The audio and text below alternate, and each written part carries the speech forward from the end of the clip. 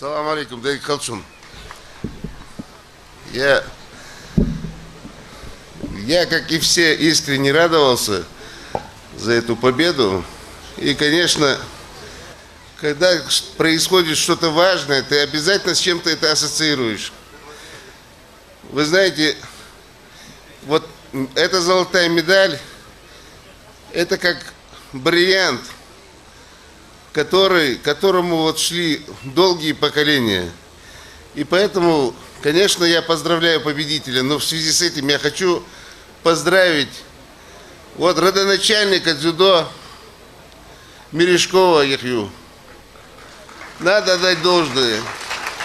В тяжелейших условиях, можно сказать, в антисанитарных условиях, все-таки он плеяду спортсменов.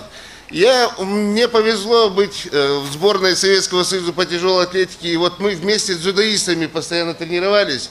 И я помню таких великолепных чемпионов, на которых равнялись все ингуши. Это были Кукурхоев Магомед и Парчиев Магомед, это великолепнейшие люди были. Поэтому эта победа не на ровном месте.